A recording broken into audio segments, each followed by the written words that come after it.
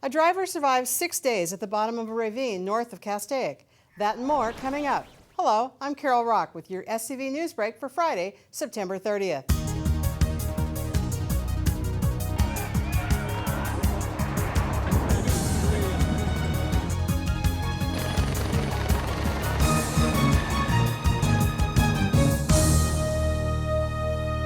It's a bizarre tale of tragedy and a remarkable story of survival.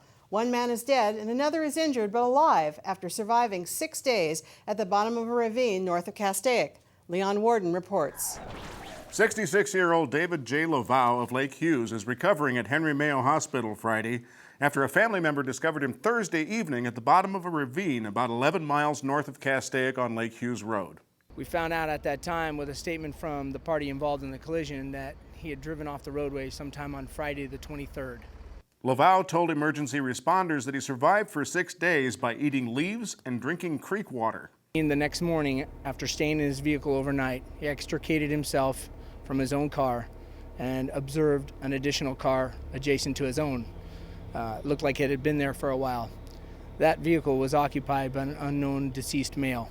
The deceased victim's four-door silver Toyota Corolla was pulled out of the ravine Friday by urban search and rescue and private tow companies with the deceased victim still inside.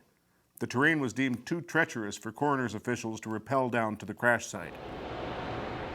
The dead man's identity, if known, has not been released, and the circumstances of his crash are under investigation. The terrain is very steep. It's covered in dense brush and trees, very rocky terrain. And where the point where he went off the roadway is extremely steep.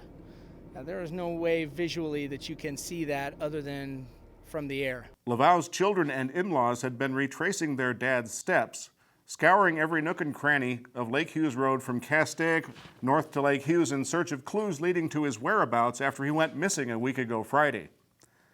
At 6 p.m. Thursday, Laval's son Sean called out into a ravine at a hairpin turn on Lake Hughes Road, about 1.5 miles south of the Warm Springs Rehabilitation Center. Back came a faint cry for help. Mr. Laval's family is amazing, and I say that because they're diligent in the search for their father. The siblings at some point in time realized that their father had not reported into any of them and reported him missing, not in a specific location, but they did know that he had not returned to any of their homes or checked in. At that point, some of the siblings did some follow-up on where some of his transactions had been in the past, reported that accordingly to the local sheriff's department.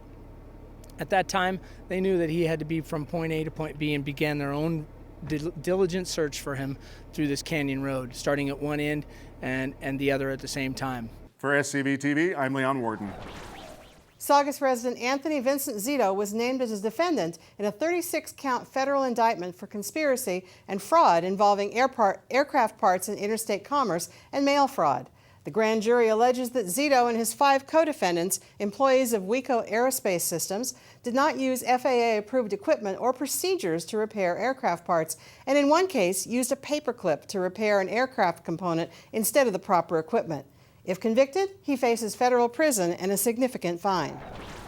California Senator Barbara Boxer and U.S. Transportation Secretary LaHood went on the stump today to rally public support behind President Obama's Americans Jobs Act, particularly the transportation and infrastructure portion. Boxer says investments for highway and transit projects would put $3.9 billion in California that could support 51,500 jobs across the state. There's a pent-up demand for the Congress to pass the American Jobs Act. There's a pent-up demand of projects that could be funded for roads, for bridges, for transit, for high-speed rail. It's the bill that will put friends and neighbors to work all over America. And the other point I want to make is this bill is paid for. He's not asking to put it on the debt. It's something that he firmly believes will put America to work. 5th District Supervisor Mike Antonovich says the government can't spend its way out of the recession. Taking a look outside for our weather, the high today reached 86 degrees and parts of Santa Clarita saw light showers this afternoon.